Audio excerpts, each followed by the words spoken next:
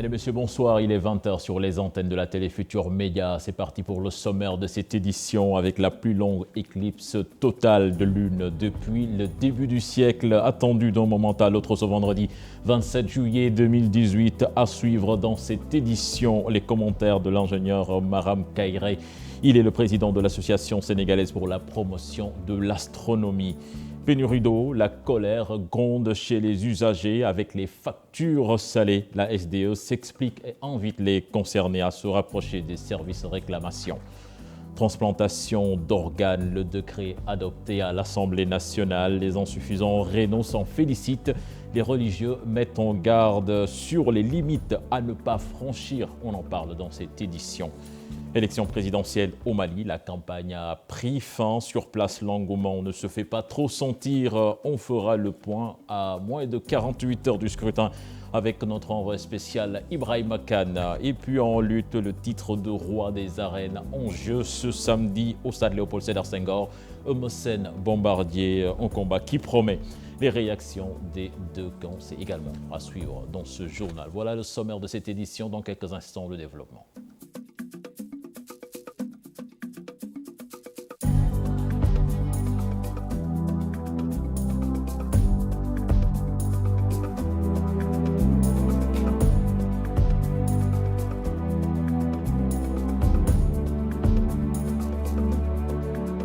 Bienvenue à toutes et à tous. Pénurie d'eau, factures salées. Certaines populations ne savent plus où donner de la tête. Elles réclament des explications à la SDE. Autre préoccupation, les robinets qui consomment même quand l'air passe. Suivez plutôt ce reportage signé Maïmouna Ndiaye et Dembandao.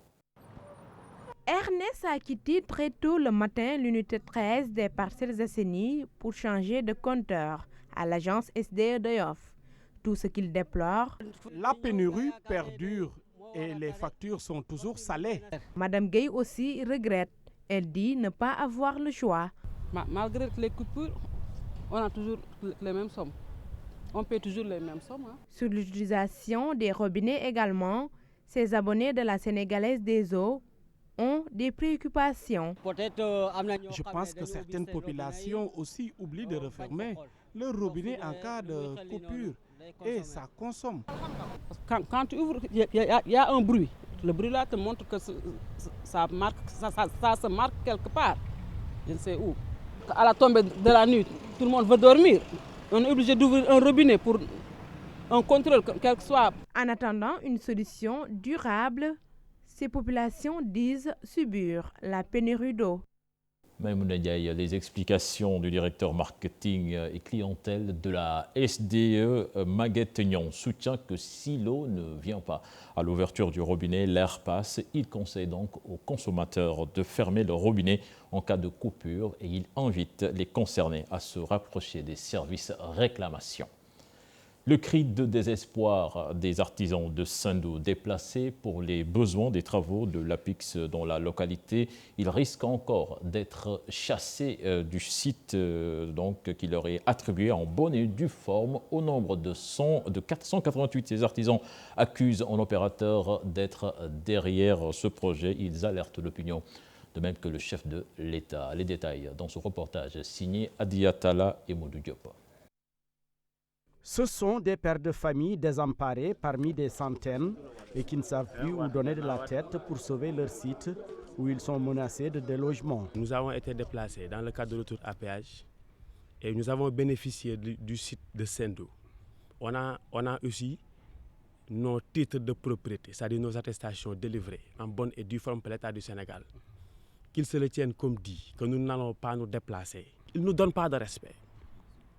Une personne qui est propriétaire d'une maison, s'il doit faire l'objet d'un déguerpissement, le minimum des choses, c'est qu'il soit averti, cette personne-là, qu'elle soit plutôt avertie.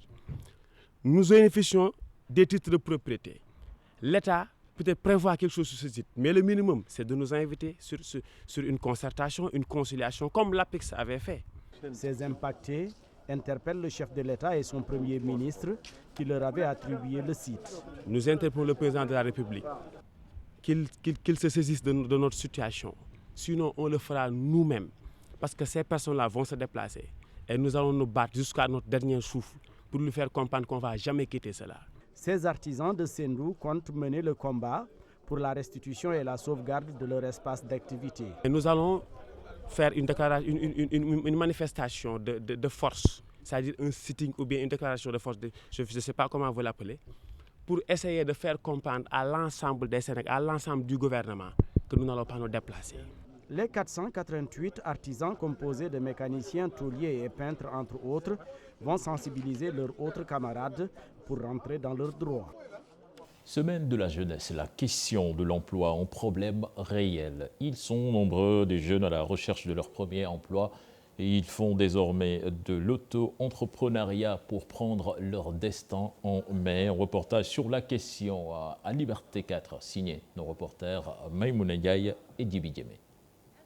Collectionner des diplômes pour ensuite ne rien faire, Matar Diop a vu plein de cas au sein de son entourage. Il décide de voler de ses propres ailes. Ils viennent ici, on prend le thé ensemble. Ce sont des bacheliers, ils ont leur bac depuis 4 ans maintenant, 5 ans. Ils n'ont pas, certains font de la restauration et autres, quoi, à leur propre financement. Et c'est pas facile. Boubacar Sam aussi a sa philosophie. Désormais, il n'attend rien de personne. Moi qui vous parle, j'ai tout fait. J'étais charretier, ensuite journalier dans plusieurs entreprises.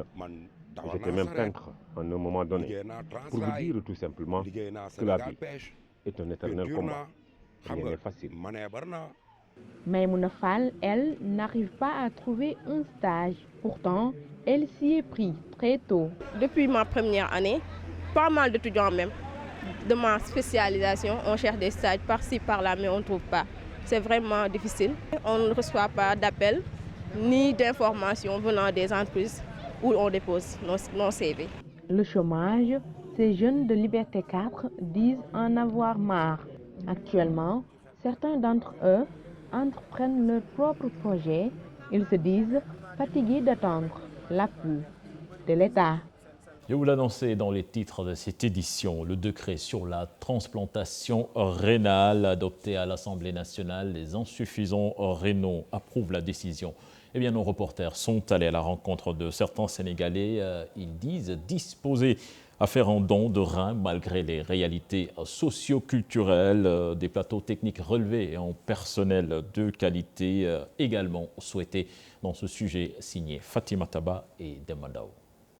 Khady Diène sonn yaramam diis ginnaaw ab dialyse bu ñu ko doon defal teewul mënta nëbb mbégteem bi mu yëgee ni décret bi soxal transplantation rénale bi adopté nañ ko soxna si am lu toll ci fanweeri at ak ñaar ni lenn képp mooy bëgg-bëgg.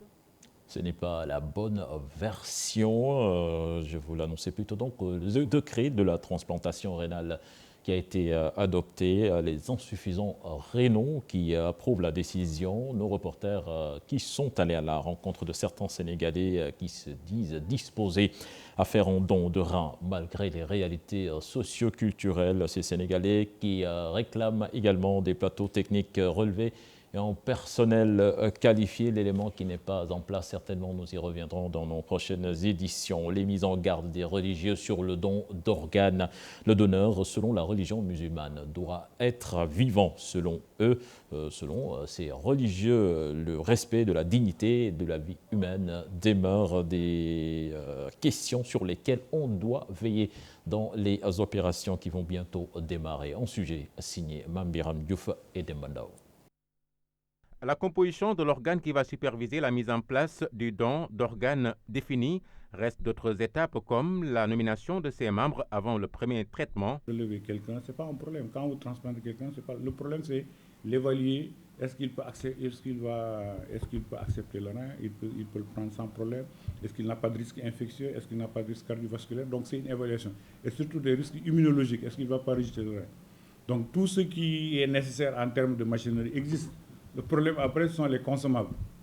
C'est-à-dire, c'est comme on vous disait aujourd'hui, nous avons un bon parc automobile. Maintenant, il faut bien mettre le carburant là-dedans. Le don d'organes et les considérations religieuses, Oustas Abdou Karimba. Quand il s'agit d'organes d'un musulman envers un autre musulman qui est dans des difficultés majeures, et ce dernier l'accepte dans son plein gré, donc l'islam ne doit pas Et l'islam encore ne va pas rejeter le principe.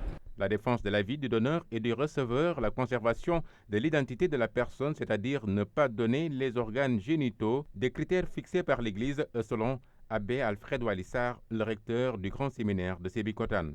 Au Sénégal, la loi ne permet que le donneur vivant. La loi ne concerne que les donneurs vivants. Parce que les donneurs décédés, je pense qu'on va y arriver, mais ça demande encore un peu une explication à la population, l'amélioration du plateau technique au niveau de nos réanimations, au niveau de nos urgences. Il y a les réalités sociologiques du pays, parce qu'en fait, aller expliquer à quelqu'un, parce que le malade, la personne elle est décédée, mais son corps continue à battre, c'est très difficile. Quand quelqu'un est décédé, l'islam ne donne pas la permission de tirer quoi que ce soit dans le corps d'un être humain qui vient de quitter la vie, qui vient de décéder. Donc, quand quelqu'un est décédé, l'Église n'est pas contre, mais il faut que l'on certifie qu'il y a véritablement une mort clinique et que les parents de la personne décédée donnent leur accord. Nous ouvrons le chapitre judiciaire avec le 11e jour du procès en appel du maire de Dakar, Khalifa Sall. L'État du Sénégal réclame 1,830 milliard de francs CFA pour préjudice matériel et 5 milliards pour préjudice moral. Maître Ousmane Sey, dans sa plaidoirie, estime que la constitution en partie civile de la mairie de Dakar doit être rejetée. Un récit signé Fatou Bintou Conté. 1,830 milliard de francs CFA pour une réparation matérielle et 5 milliards pour le préjudice moral. C'est ce que réclame l'État du Sénégal au maire Khalifa Sall. Antoine Félix Diome, l'agent judiciaire de l'État qui a plaidé ce matin, a axé son exposé sur la constitution de la partie civile de l'État du Sénégal. Il est revenu, comme pour la première fois, en disant que nous avons été installés dans cette procédure par une communication. L'argument brandi a été de dire que les fonds n'appartiennent pas à l'État, mais à la ville de Dakar et que l'État n'a pas à demander réparation. Pour lui, il faut recentrer le débat sur la question. Il faudra revisiter les textes, notamment l'article 2 du Code de procédure pénale et les articles combinés 152 et 153, explique Antoine Diome. Maître Ousmane Sey de prendre le relais lors de ce 11e jour du procès en appel du maire de Dakar pour soutenir cette constitution. À l'entame de son propos, l'avocat se prononce sur la candidature de Khalifa Sall pour dire qu'il n'a aucune incidence sur le déroulement du procès et pour poursuivre en demandant s'il y a condamnation, la ville de Dakar doit être condamnée. Ces conseillers de la ville de Dakar, dit-il, sont en connivence avec les prévenus et doivent dire que nous sommes de la partie civile. Nous demandons d'écarter la ville de Dakar et de rejeter sa constitution, dit-il. Maître Baboucar Cissé estime que la partie civile dans cette affaire, c'est l'État du Sénégal. Selon lui, il y a une collision entre la ville de Dakar et la défense. C'est une partie civile défense. En quelque sorte, il estime que la défense n'a pas quitté la salle d'audience. Elle est sortie par la grande porte pour entrer par la petite fenêtre. Il se félicite aussi de la position du juge Demba Kandji d'avoir rejeté les exceptions de nullité. Selon lui, c'est un dossier de flagrant délit et les prévenus n'ont jamais contesté les faits, mais plutôt tenté de les justifier. C'est pourquoi la défense a préféré se retirer pour fuir le débat de fond, pensant que l'arrêt de la CEDEAO, c'est un bouée de sauvetage, explique Maître Baboucar Cissé. Selon lui, l'arrêt de la CEDEAO ne peut remettre en cause l'arrêt de la chambre d'accusation du 16 mai 2017. Et Maître Samba Biti de demander au juge de revenir sur le délit d'accusation de malfaiteur rejeté lors de la première instance. Pour Maître Moussa Félix Sow, il faut que le juge Demba Kandji tienne compte de l'acte de Khalifa Sall qui, au demeurant, a fait un appel et ne le soutient pas. Toujours concernant ce procès, le verdict a été déjà écrit par l'exécutif. C'est du moins ce que soutiennent les avocats de Khalifa Sall. Selon ces derniers, l'attitude du juge Demba Kandji le confirme. Ils étaient face à la presse cet après-midi. Compte rendu signé à Pape Faraning et Guili Guémé. Face au rejet de toutes leurs demandes par la cour d'appel, les avocats de Khalifa Sall font une révélation grave. Selon ces derniers, le verdict a été déjà rédigé. Mes confrères, 2 jours après, ont décidé de ne plus jouer les acteurs d'une parodie de justice. Parce qu'en fait, c'est une parodie de justice où la messe a déjà été dite par M. Macky Sall. Il ne faut pas qu'on se voile la face. Quoi qu'on dise, quoi dans ce procès, Demba Kandji a déjà son arrêt rédigé par l'exécutif. Les conseils de Khalifa Sall déplorent l'attitude du juge Demba Kandji vis-à-vis de la défense, une attitude qu'il juge intolérable. Vous avez remarqué que nous autres avocats de la défense avons subi, on ne peut dire, un traitement plus, pour ne pas dire plus unique et intolérable, de la même manière que notre client Khalifa Ababacar Sall. Et vous avez remarqué l'attitude méprisante du président de la Cour d'appel, en l'occurrence M. Demba Kandji. Quelle que soit l'issue de ce procès, il crie victoire et estime que Khalifa Sall est un candidat qui gêne.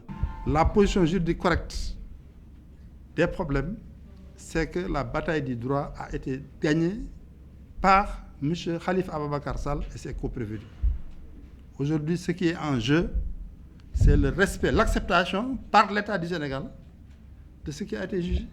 Khalifa Sall, là où il est en prison, nous, ici, là, nous ne faisons pas de politique, nous sommes des juristes. Nous constatons simplement que rien ne peut lui arriver. Pour l'instant, il est électeur, il est éligible, le problème ne se pose pas. Et hier, il a pris un geste fort en déclarant sa candidature. Aujourd'hui, il a les mêmes droits que ceux qui sont dehors, qui ont annoncé leur candidature. Les avocats du député maire de Dakar minimisent la démarche de l'agent judiciaire de l'État qui a été débouté en première instance. Toutefois, après la décision de la Cour d'appel, il n'exclut pas de saisir la Cour suprême et le Conseil constitutionnel. Déclaration de candidature de Khalifa Sall. Le docteur Khadim Bamba Diagne soutient qu'il a plutôt bien fait. Le directeur scientifique du laboratoire de recherche économique et monétaire estime que c'est une réponse politique. L'option du Parti socialiste de porter la candidature de Macky Sall pour la présidentielle de 2019 a également été évoquée dans cet entretien avec nos reporters Al-Hassan Ba et Mbaye Diouf. Une candidature attendue, très attendue selon Cheikh Ahmad Bamba Diagne. Khalifa Sall surprend son monde loin du palais de justice de Dakar où se tient son procès en appel. Le député maire de Dakar officialise sa participation à la présidentielle de février 2019, légitime. Moi je pense que c'est une déclaration normale, purement aussi politique, parce que comme les gens pensent que le procès est politique, un acte politique aussi se répond par un acte politique. Vous pouvez gagner les élections, mais gagner les élections et gérer un pays stable, c'est deux choses différentes. Et la meilleure façon de gagner et de gérer un pays stable, c'est de respecter, de mettre en place toutes les normes de la démocratie. Le Sénégal, d'habitude, à chaque fois qu'il y a des élections, on organise les élections, il y a un vainqueur, il y a un vaincu, dimanche, lundi, après les gens oublient. Mais je pense que ce que je vois là, ça ne me rassure pas. Avec tous les problèmes, plus ce parrainage, plus certains leaders politiques pour la première fois dans l'histoire politique au Sénégal. La validation de sa candidature dépend encore de la justice, mais pour le moment, il est présumé innocent. Le déroulement des événements justifie cette déclaration. Le maire de Dakar s'illustre au moment où la formation dont il se réclame se range derrière Macky Sall, candidat de Benno Bokk Yakaar. Je pense que le socialisme est en train de mourir, et pas de sa belle mort, parce que vous ne pouvez pas avoir un parti qui a été le premier parti au Sénégal, et qui a tout, sauf maintenant un leader qui s'assume. Parce qu'un parti, le rôle, l'objectif de tout parti, c'est de conquérir le pouvoir. Si un parti maintenant arrête d'essayer de conquérir le pouvoir, moi je pense que c'est extrêmement dangereux. Mais j'ai entendu en 2004, de la bouche de Khalifa Sall, qui disait que je ne sais pas est-ce que les libéraux savent ce qu'ils ont, mais nous savons ce que nous avons perdu. Si le Parti socialiste ne gère pas le pouvoir, il doit le conquérir. Conviction de notre analyste, mais pour une première, la formation politique de Senghor va participer à une présidentielle sans candidat, issu du parti. Et puis retenez que Maître Pape Tingaye est le nouveau bâtonnier de l'ordre des avocats du Sénégal. Il remplace à ce poste Maître Bamba Gueye. Il a été élu avec 181 voix contre 49 pour son dauphin, Maître Ali Fall. De procédure pénale, les documents sont déjà disponibles. Le ministre de la Justice a procédé à la distribution des documents aux services judiciaires et aux professionnels du droit. C'était ce matin. Le but est d'assurer une certaine cohérence dans l'action judiciaire. Les détails dans ce sujet signé Ibou Diouf et Khadim Sissé. Des documents mis à jour pour coller à l'actualité judiciaire. Le code pénal et le code de procédure pénale sont enfin disponibles. Plusieurs autorités du monde de la justice ont reçu ces documents. La mise à jour des codes pénals et de procédure pénale a été une étape très importante dans la réhabilitation de nos attributions normatives. Mais elle reste une étape. Et je note avec satisfaction que ce travail que nous présentons aujourd'hui n'est que le prélude à une aventure plus audacieuse. Les autorités judiciaires et les professionnels du droit approuvent un code pénal et un code de procédure pénale pour assurer la cohérence et la continuité dans l'action judiciaire. Les avocats ne peuvent pas travailler sur un code qui n'est pas à jour. Je vous donne un exemple. Si une loi est modifiée et que le magistrat a sous les yeux un code qui n'intègre pas cette modification, il risque d'appliquer une loi qui n'est pas actuelle. Le premier président de la Cour suprême a tout à l'heure donné un exemple qui a consisté pour un de leurs collègues à suspendre un organe de presse pour 1 an, alors qu'il ne pouvait le faire que pour 3 mois maximum. À travers la mise à jour du code pénal et du code de procédure pénale, l'État du Sénégal a voulu également donner une nouvelle vie à l'imprimerie nationale. Je salue dans la même foulée la reprise d'une passerelle qui n'aurait jamais dû être rompue. Je veux parler de notre collaboration horizontale avec l'imprimerie nationale de Rufisque. Nous sommes prêts à renforcer, monsieur le secrétaire général du gouvernement, notre partenariat avec l'imprimerie nationale qui, entre les mains de madame la directrice, entreprend une véritable cure de jouvence. Le ministère de la Justice compte profiter de l'Assemblée générale de l'UMS pour démarrer la distribution des codes. Ismaël Madior Fall demande ainsi aux bâtonniers de l'ordre des avocats de s'organiser pour assurer la distribution des codes pénals et du code de procédure pénale à tous les professionnels de la justice sénégalaise. Ibou Diouf. Et puis le départ du haut commandant de la gendarmerie, le général Meïssa Niang, qui va faire valoir ses droits à la retraite, a fait le bilan de ses réalisations à la tête de l'institution. Il appelle les collaborateurs à soutenir le général Chersen, son successeur. La cérémonie s'est déroulée ce matin à la caserne Sambadi Rigalo. Le reportage signé Dissa Prera et Yafaraba.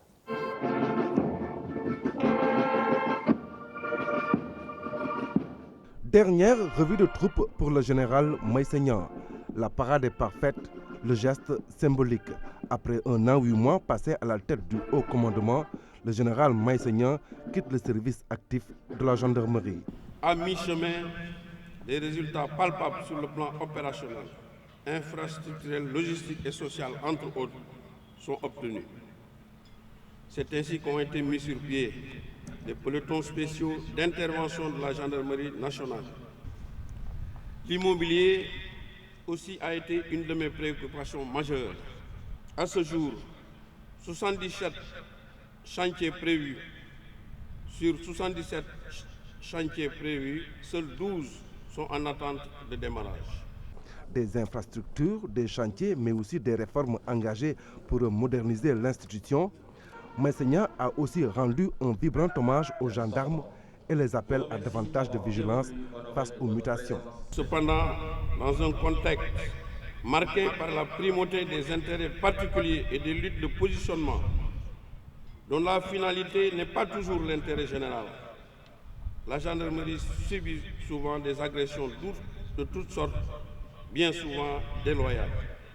En conséquence, plus que par le passé, elle doit faire preuve de vigilance et redoubler d'ardeur pour mettre en valeur ses qualités indéniables. À son successeur, Meïssa Niang souhaite bonne chance et appelle à faire bloc autour du général Chersen, qui désormais est à la tête du haut commandement. À présent, je souhaite bonne chance à tous les gendarmes en général et à mon successeur en particulier, je veux nommer le général de division Chersen.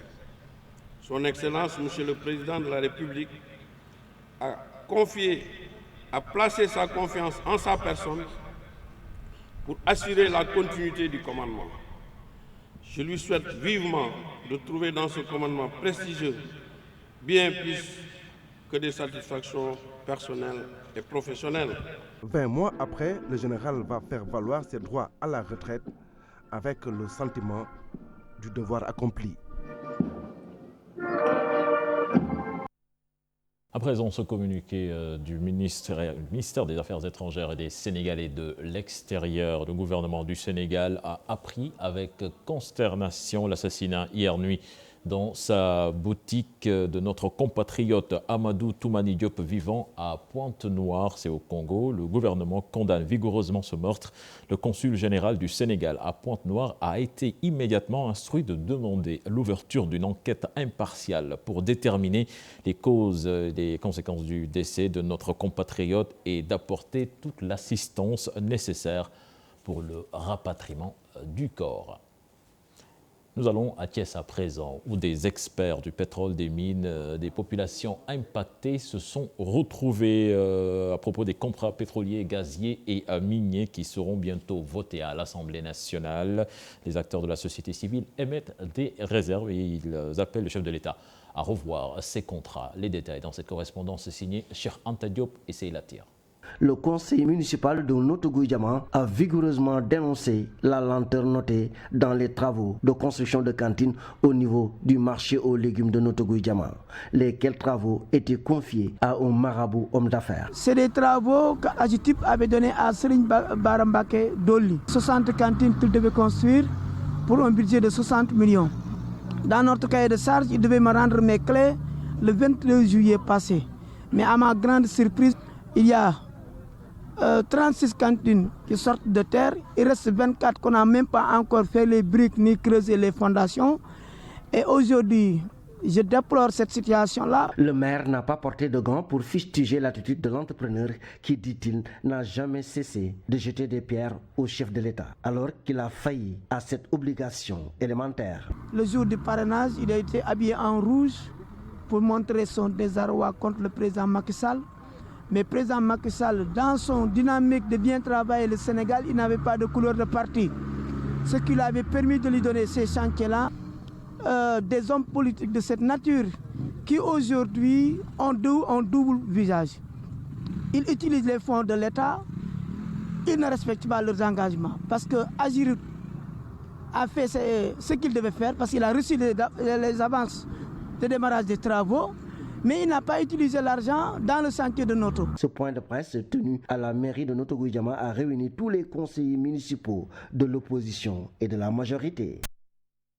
L'actualité hors de nos frontières au Mali, à 48 heures de la présidentielle, le candidat du MEA Mali en action se prononce sur la lancinante question de la sécurité au Mali. Mamadou Igor Diarra pense qu'il appartient à l'Afrique, particulièrement la région ouest, de prendre en charge la sécurité du Mali, mais aussi de la sous-région. Il interpelle toutes les autorités étatiques et promet de s'y atteler s'il accède à la magistrature suprême, bien évidemment. Je propose de l'écouter. Il est interrogé par notre envoyé spécial, Ibrahim Akan.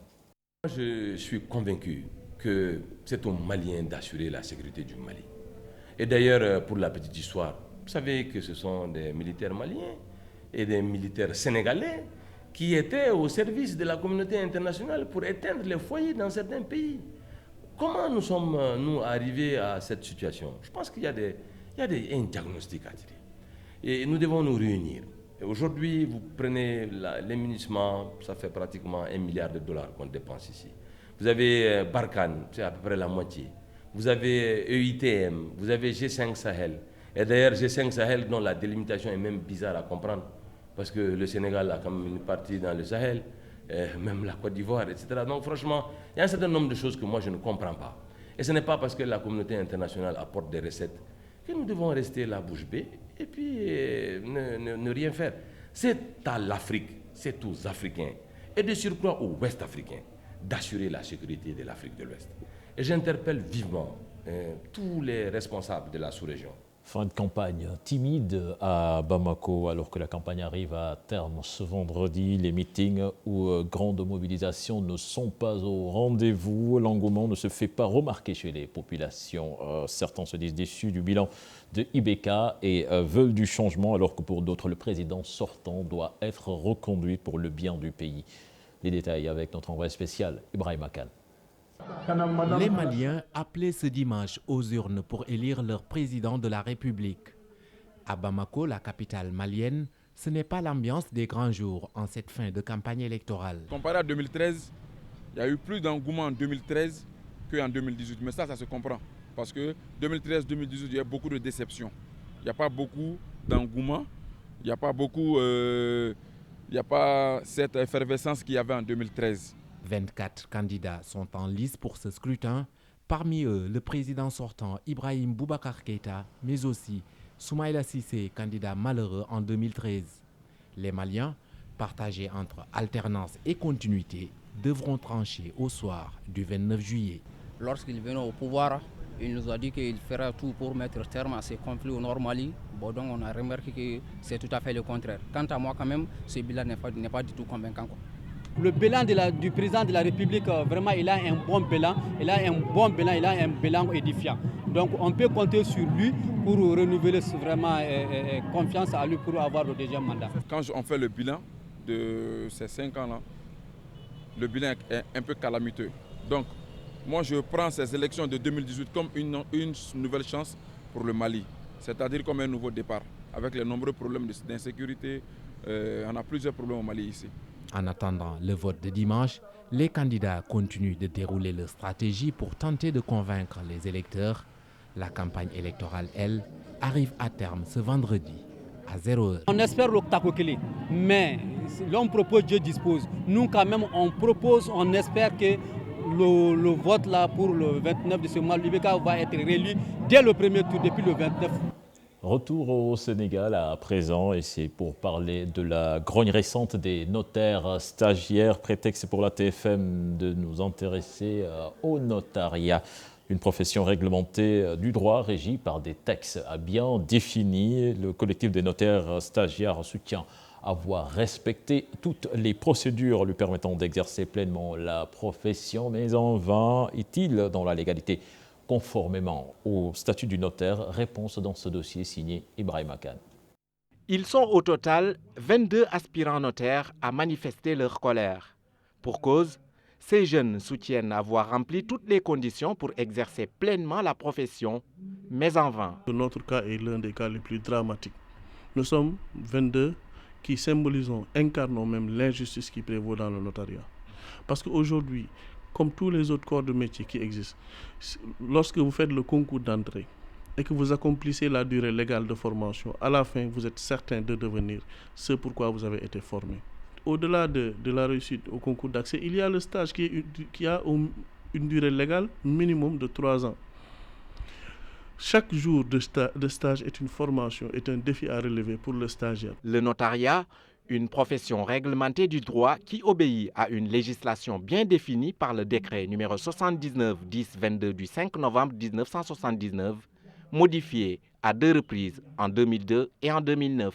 Les 2 décrets dont j'ai parlé, de 2002 et de 2009, dans un souci de démocratisation de l'accès à la profession de notaire, ont instauré 2 types de concours. Un concours d'aptitude au stage de notaire et un concours d'aptitude pour l'attribution à une charge de notaire. À l'issue de ce concours, ils sont déclarés aptes, donc faire le stage légal qui est de 36 mois.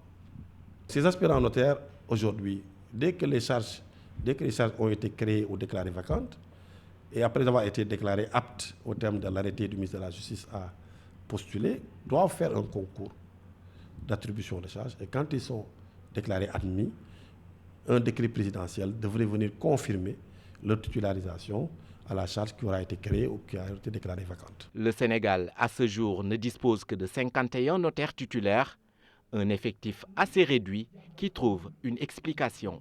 Les avis qui sont recueillis sont des avis des personnes qui sont concernées et donc des avis qui ne sont pas neutres, qui ne sont pas impartiaux. Donc ces avis-là ont inspiré les textes actuels. L'inspiration et l'orientation et la fermeture et le rejet de tout ce qui n'est pas soi. On ne peut pas vous dire aujourd'hui combien de jeunes Sénégalais ont eu leur rêve dessus. Moi, je suis d'accord que quelqu'un me dise il faut venir faire un concours s'il a lui-même fait le concours pour devenir notaire. Pour la Chambre des notaires, de telles allégations sont complètement en porte-à-faux avec la réalité. C'est la Chambre des notaires elle-même qui a souligné la nécessité d'organiser ce concours, qu'il a rappelé à plusieurs reprises, parce que depuis que le texte a été pris en 2002, il n'avait pas été organisé. Et nous avons insisté jusqu'à ce qu'en 2014, la chancellerie accepte donc d'organiser ce concours dans le but évident de revivifier notre profession et de la rendre plus moderne et plus jeune. L'attribution des charges du notaire est exclusivement du ressort du ministère de la Justice et concernant le collectif des notaires stagiaires ou aspirants notaires, le dit ministère d'y prendre en compte ses préoccupations. La chancellerie travaille en étroite collaboration avec la Chambre des notaires, avec les clercs, mais bien évidemment avec également les notaires stagiaires. Donc tous ont été écoutés, leurs préoccupations prises en charge, analysées, et je crois qu'à terme, on trouvera une formule, mais conforme à l'éthique, conforme au respect des droits. Les notaires stagiaires devront encore prendre leur mal en patience en attendant le concours d'attribution de charges. Un concours, pour rappel, organisé pour la dernière fois au Sénégal en 2010.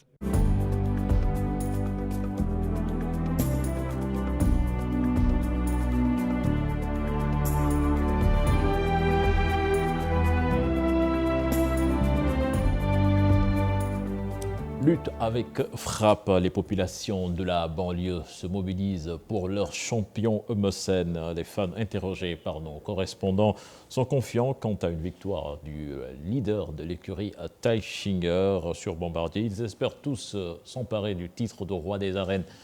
Nous tâtons le pouls avec notre correspondant banlieue, Salif Sow. À Pékin, les supporters inondent Tailfinger de conseils. Par si prudence, par là, efficacité sont recommandées. mais Eumeu dañ koy conseil dañ koy wax ne ko xolal na tey def ndànk parce que ki muy dajeek kooku nekkal koo xamante ni mbër bu ndaw la fonkal la champion la am na mystique yàgg na bëree. na tey lenn rek la mën a am ci Bombardier pour daan ko mu ñëw mu koy cokkaas. combat bi moom ndànk rek def ndànk rek parce que ki muy bëreel luur la te du dem ñun tamit dañuy xaar def ndànk lu ñu yàlla may rek ñu jël loolu parce que bu dee bëre tamit am na ko. Les inconditionnels de Tailfinger comptent jouer pleinement leur rôle de supporters. Tous au stade derrière Eumeu Sène et le mot d'ordre. Pikine moom ma leen di ñaaxaat rek ñu gën a mobiliser wu xam nga ñu mobiliser wu jàppale seen doom Eumeu Sène mu dem jël ndam li. waaw lu ñuy def mooy accompagner mbër mi rek parce que instant bi moom Eumeu Sène moom ñun ñoo xam moom. Ceux qui ne pourront pas effectuer le déplacement pousseront leurs lutteurs devant le petit écran. yàpp guddi la ku nekk dafa ne rek yaa seppale Eumeu Sène mbaaw la xanaa sangu ba set jàpp ba sell yor suñu sijaada julli di ko ñaanal saa yu nooyee rek ñu ngi ñaanal Eumeu Sène yàlla na ko yàlla may ndam. duma dem stade waaye dinaa toog ci kër gi sangu ba set lal sama basang julli sama ñaari rakk fas ko yéenee ñaanal ci li ma xam ci yàlla. dañ koy gunge bu soobee yàlla dinañ ko yendoog moom gunge ko jàppale ko ci bépp fànn nag. Eumeu Sène veut détrôner Bombardier. Les deux lutteurs s'affrontent ce samedi.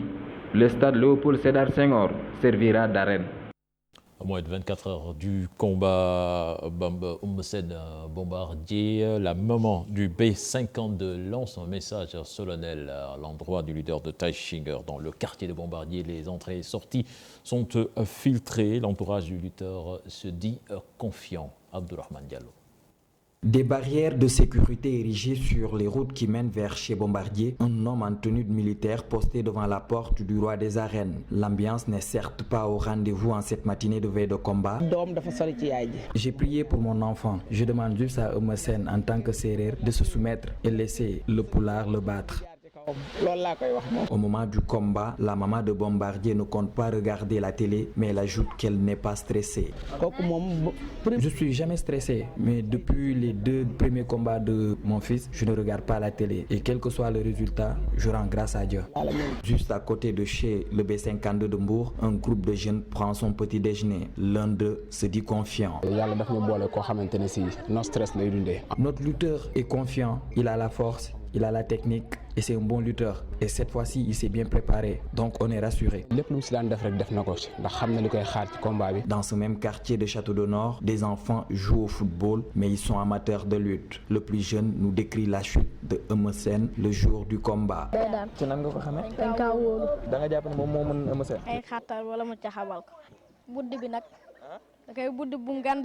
Lors de son open press, Bombardier avait dit qu'il était déterminé à tout faire pour garder sa couronne du roi des arènes.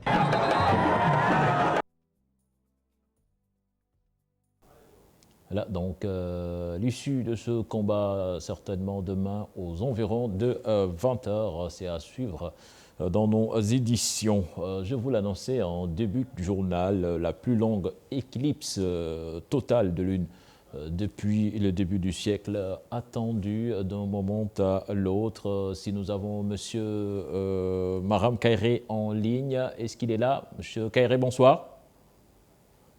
Non, il n'est pas en ligne, on ne pourra pas l'avoir, donc cette éclipse qui est attendue d'un moment à l'autre. Certainement, nous aurions aimé suivre l'événement en direct avec lui, mais pour le moment, ce n'est pas encore possible. Mais retenez que cet événement exceptionnel va se dérouler dans quelques minutes sous nos cieux. Voilà, c'était tout pour ce 20h. Prochain rendez-vous pour l'information, ce sera à 0h avec le tout en images. Excellent suite de programme en compagnie de la Télé Futurs Médias. Au revoir.